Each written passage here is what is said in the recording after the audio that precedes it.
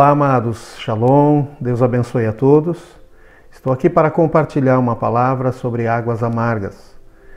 Deus quer curar nossas águas, Deus quer curar todas as águas amargas. E nesse tempo que estamos vivendo, são dias em que nós precisamos experimentar o poder de Deus e precisamos buscar o poder de Deus para transformar situações, transformar realidades que não podemos transformar. Mas é nossa responsabilidade buscar a Deus. E nessa mensagem, Êxodo, capítulo 15 e versículo 22, a nação de Israel tem recentemente aqui atravessado, Deus tem conduzido o seu povo na travessia do Mar Vermelho.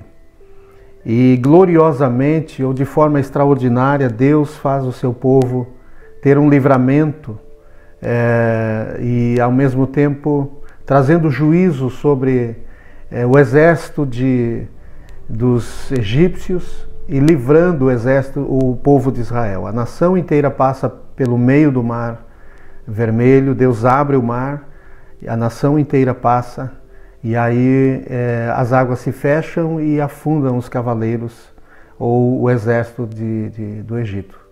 E de uma forma tão gloriosa, Miriam diz ainda o versículo aqui em Êxodo 15, no versículo 20, versículo 21, diz: a profetisa Miriam, irmã de Arão, pegou um tamborim e todas as mulheres saíram atrás dela com tamborins e com danças. E Miriam respondia: cantem ao Senhor, porque triunfou gloriosamente. E lançou no mar o cavalo e o seu cavaleiro. Então eles estavam comemorando ainda, estavam alegres, felizes.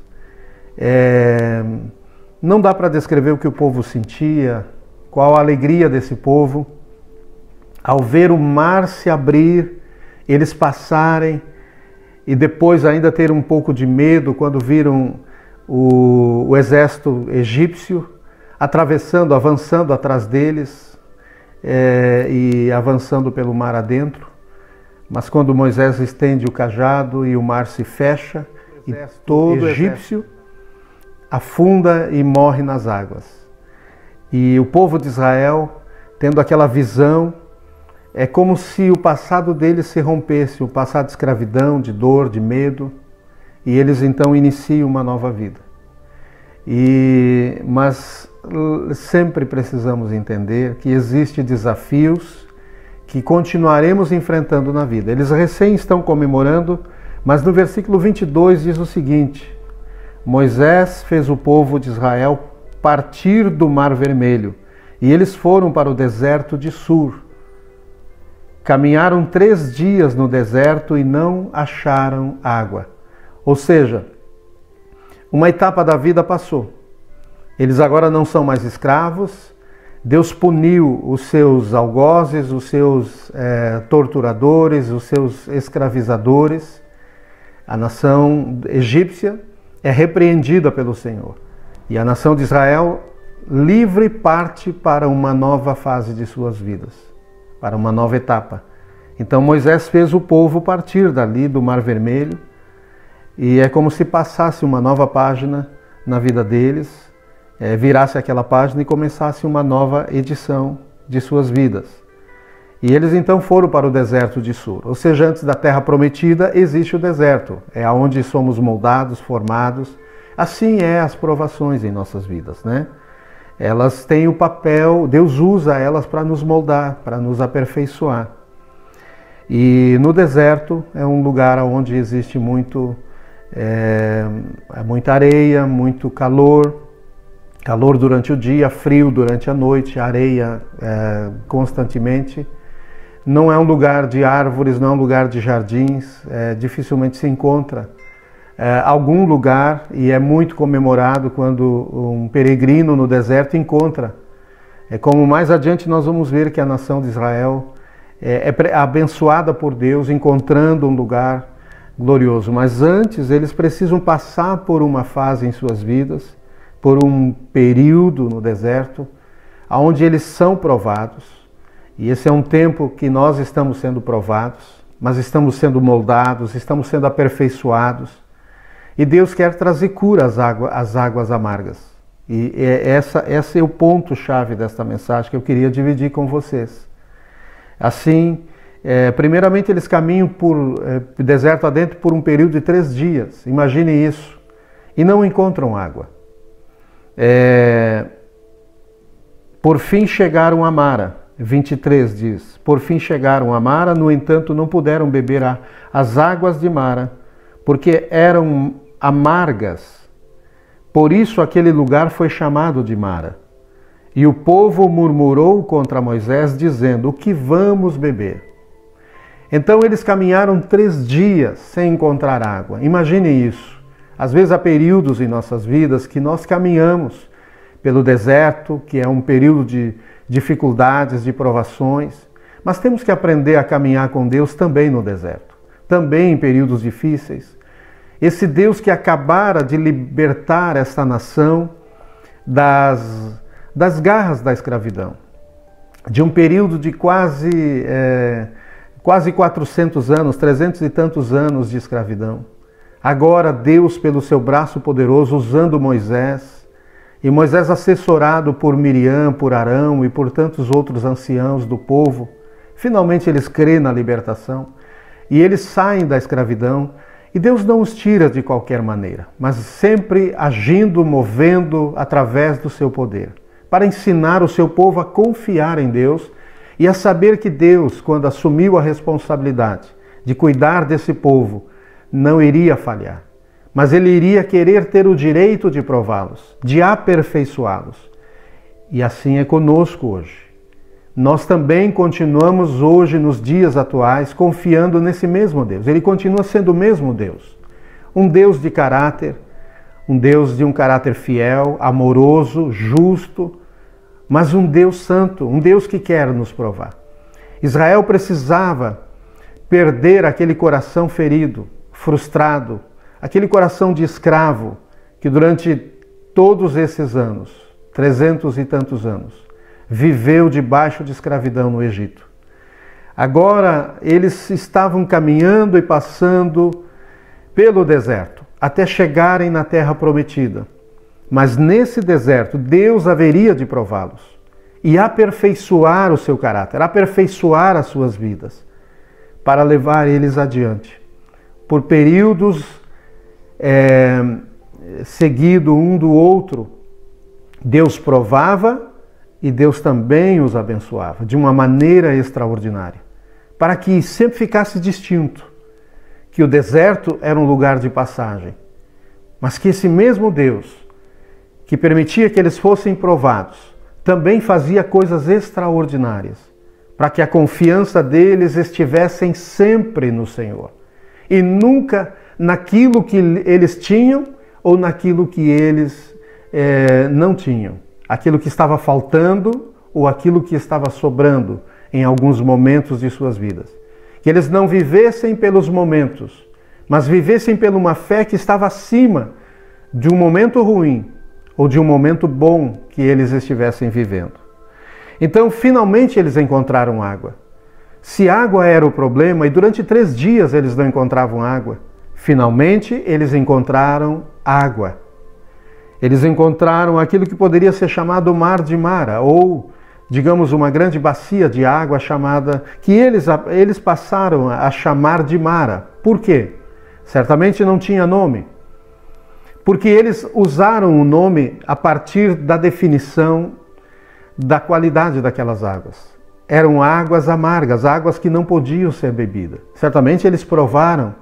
Às vezes provamos períodos em nossas vidas que não são períodos bons. Ou períodos difíceis, períodos de aperto, períodos em que temos o mínimo economicamente ou financeiramente falando. Períodos de doença, períodos em que somos provados até o limite das nossas forças. Eles caminharam por 3 dias, uma nação inteira, quase em torno de 3 milhões e poucos de pessoas, certamente era uma grande multidão. Mas eles estavam cansados, exaustos. A pergunta é, será que Deus não sabia o limite daquele povo? Certamente isso passava pela mente deles. Deus nos tirou do Egito, se é que Ele guiou Moisés, e agora Ele não vê o que estamos passando? Que não seria próprio para nós passarmos por um período de provação como esse? 3 dias não tomamos água, não encontramos água. Agora encontramos e essas águas são amargas. A decepção veio à tona. Muitas vezes Deus permite que a nossa decepção venha à tona, que sejamos provados para ver que a nossa resistência ela é limitada, mas a nossa confiança em Deus não pode ser limitada, porque há um momento que nós passamos a andar por aquilo que Deus pode fazer. Aquilo que nós podíamos fazer já fizemos, mas podemos continuar confiando em Deus. E aqui diz que o povo murmurou contra Moisés e diziam nessa murmuração: o que vamos beber? Às vezes o questionamento que temos: como vamos pagar essa conta? Como eu vou resolver essa situação? O que irei ter para sustentar a minha família? Muitas vezes no meio da provação vêm questionamentos como esses e eles abalam a fé. Por isso que a nossa fé precisa ser fortalecida e alimentada por Deus. E aqui então nós seguimos lendo. Primeiro vimos que essa murmuração era dirigida, era direcionada contra quem eles podiam ver com os seus olhos. Eles não direcionavam diretamente contra Deus, mas direcionavam contra Moisés. Porque Moisés era quem Deus usou para tirá-los do Egito, para ir lá e falar a eles que Deus estava manifestando os seus planos em favor deles. Queria libertá-los, queria tirá-los da escravidão. Eles confiaram, não foi fácil para eles confiar. A princípio eles duvidaram que Moisés era enviado de Deus. Mas quando confiaram e obedeceram, Deus foi então cumprindo aquilo que tinha prometido. E começou a manifestar pragas e manifestar o seu poder para ir quebrando o orgulho, o domínio e a arrogância de Faraó. E finalmente liberta o povo. Então agora eles estão andando pelo deserto, para uma terra que Deus prometeu a eles, que daria a eles. E Deus poderia conduzi-los de uma maneira muito mais rápida para a terra de Canaã, mas ao conduzi-los pelo deserto, o povo foi demorando porque externou aquilo que estava em seus corações, na sua alma, coisas que Deus precisava tratar primeiro, purificar eles. Deserto também é um tempo de purificação, é um tempo de consagração a Deus, é um tempo de santificação, onde nossa alma é curada, onde as águas amargas são curadas, são restauradas, onde Deus muda a natureza das coisas. E então Moisés clamou ao Senhor e o Senhor lhe mostrou um pedaço de madeira, diz o versículo 25. Moisés jogou a madeira nas águas e as águas se tornaram doces. Em algumas versões fala, em vez de madeira, fala arbusto, outras árvore. Então Deus mostrou a Moisés. Eu não sei se mostrou numa visão sobrenatural, e aí ele viu no natural aquele arbusto, aquela árvore. Ou Deus simplesmente trouxe à mente de Moisés um tipo de árvore que havia naquele deserto. Mas Deus, na verdade, deu direção a Moisés. Então o líder, nesses dias, precisa de direção para conduzir o seu povo. Nós precisamos de direção para tomar decisões para aquilo que precisamos resolver em favor de outras pessoas. Em favor da família, em favor da esposa, em favor dos filhos, em favor o empresário de sua empresa, o que vai fazer, como vai conduzir as coisas. Enfim, é um tempo de tomarmos decisão, mas não é um tempo fácil para tomar as decisões. É um tempo de buscar a Deus e buscar sabedoria de Deus. Mas muitas vezes vamos ver que as águas do nosso coração, da nossa mente, as águas da nossa alma, da nossa vida estão amargas. Porque estamos frustrados, como Israel. Por mais que Deus tenha cuidado de nós, tenha feito algumas coisas, mas não se trata do que Deus tem feito por nós. Mas se trata do que Deus precisa fazer em nós. a maneira que Ele precisa curar o nosso coração e nos preparar para aquilo que virá após esse período que estamos passando. Então, Moisés obedeceu o Senhor. Moisés precisava ser um homem firme, porque ele estava sendo pressionado de todos os lados. Moisés vivia momentos de alegria. Às vezes vivemos momentos em que vimos Deus agir, em que as coisas, ou você ora e Deus faz algo e traz uma resposta de oração, você se alegra, mas há um momento seguinte em que aquela alegria passa e você já precisa levantar o acampamento, seguir adiante, tomar decisões, ir ao trabalho, fazer coisas que não está acostumado a fazer. Porque caminhar no deserto, aquele povo não estava acostumado. Então Deus foi preparando eles para o que eles iriam enfrentar no deserto. Caminhos longos, sem recursos. Depois encontram recurso, mas não é apropriado. Encontra água, mas é água amarga. Então Moisés busca uma direção. E Deus dá uma direção a ele. Deus sempre dará direção. Deus sempre dará solução para qualquer problema. Porque nenhum problema é maior do que o Deus que nós servimos. Nenhum problema é maior do que Jesus. Jesus nunca foi pego de surpresa. Então, ele sempre buscou homens de fé. Ele sempre procurou fé no coração humano, para poder, através dessa fé, poder agir, poder manifestar o poder dele. Mas muitas vezes, Deus, ele vai encontrar em nosso coração águas amargas. Como nesse caso, Deus precisou mostrar a Moisés que havia cura para estas águas. E ele então pegou essa árvore. Essa árvore pode ter a figura da árvore da vida, que é, na verdade, Jesus Cristo. Ele veio para curar a nossa alma, ele veio para nos libertar da escravidão da morte, do inferno, da condenação eterna. E Moisés jogou nas águas e as águas se tornaram doces. Algo que era de uma natureza se tornou de outra. Algo que era de um jeito, o homem não podia fazer nada para mudar isso. Mas Deus tem o poder de mudar a ordem das coisas. Essas águas se tornaram doces. Doces é o contrário. Não doce porque tinha açúcar, mas quer dizer águas potáveis, águas próprias para se beber, para saciar a sede. Águas que eram saudáveis.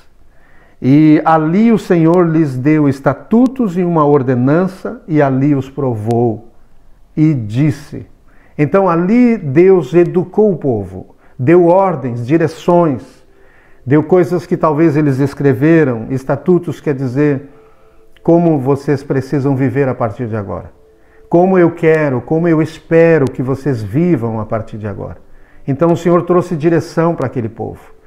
Algo que estaria com eles, ordenanças, direcionamento, maneira de vocês viverem, fazerem as coisas, se relacionarem. Não eram os 10 mandamentos ainda. Mais tarde Deus traria essa revelação a Moisés dos 10 mandamentos. Mas aqui esse povo está caminhando. Eles não podem ter a mente vazia. Assim também nós precisamos dia a dia pensar na Bíblia, pensar com textos bíblicos.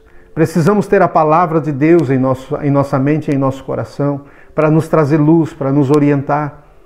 E são os estatutos de Deus, são as ordenanças de Deus. Aquilo que Deus direciona para nós.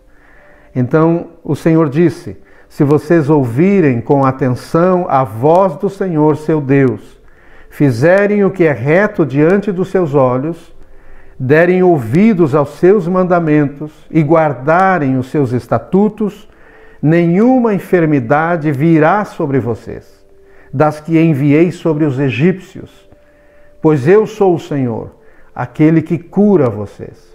Por que Deus está falando de tipos de enfermidades e está justamente referindo o que os egípcios haviam experimentado, mas que Deus não desejava que o seu povo experimentasse? Mas eles precisavam ter uma vida saudável. Eles precisavam viver organizados ou ordenados ou orientados por princípios, por valores. E é isso que Deus nos dá através da sua palavra. Ele não só quer fazer milagres, quer nos curar, quer nos abençoar, mas Ele quer nos educar, nos orientar. Por isso precisamos ler a sua palavra.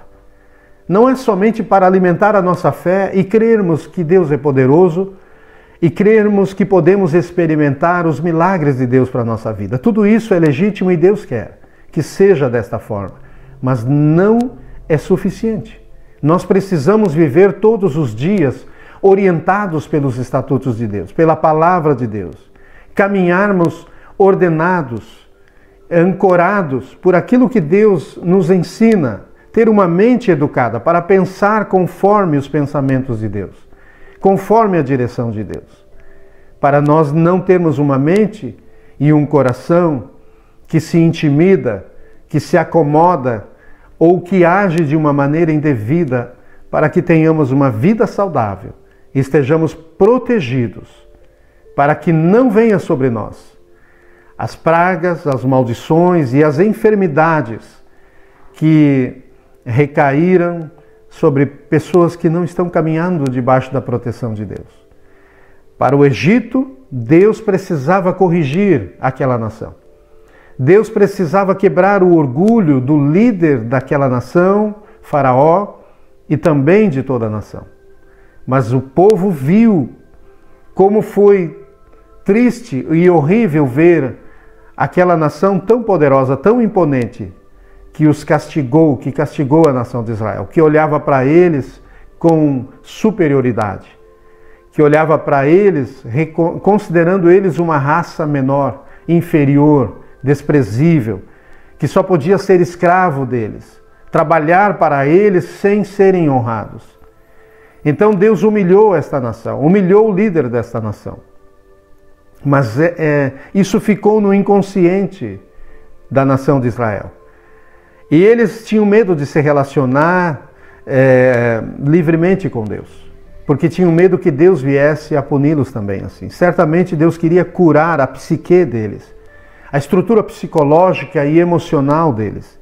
As águas amargas, elas não estavam lá só em Mara, mas também Deus queria usar isto como um espelho, como uma figura de linguagem, para dizer como eu curei estas águas e tornei elas doces, elas águas possíveis de saciar a sede de vocês. Agora eu quero curar o coração de vocês, para que vocês sejam bênção para as nações da terra.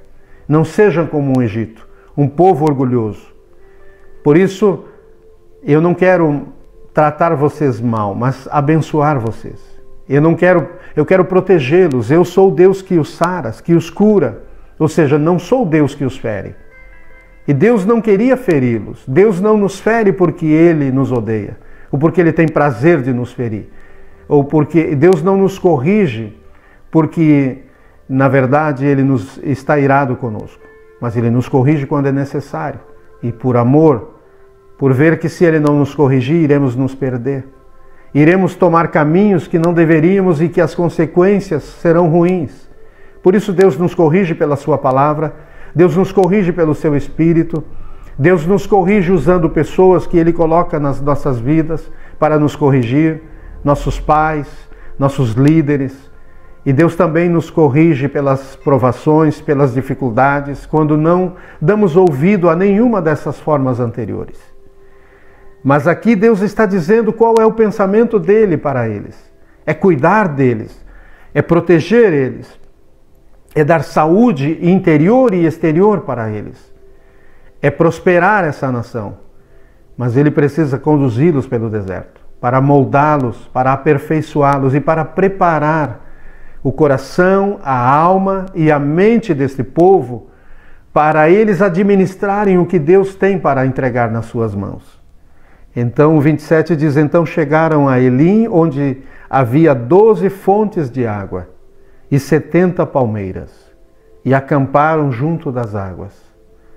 Então chegaram a Elim, onde havia 12 fontes de águas e 70 palmeiras, e acamparam junto das águas. Deus leva eles adiante. Eles chegam a um lugar chamado Elim. Para a surpresa deles, esse lugar tinha 12 fontes de águas espalhadas em toda aquela região. Haviam palmeiras ali, era como um grande oásis. Essas palmeiras davam sombra durante o dia Eles acamparam ali. E este era um lugar muito diferente de Mara, muito diferente do Egito lá no passado, que tinha ficado para trás. Muito diferente de todo aquele período de 3 dias que eles peregrinaram e não encontraram água. Como que Deus está cuidando do seu povo? Mas para Deus nos dar presente, nos abençoar com aquilo que já está no coração dele, na mente dele, Ele irá nos fazer passar por períodos de deserto, moldar o nosso coração. É no deserto que vem para fora aquilo que seria motivo de murmuração.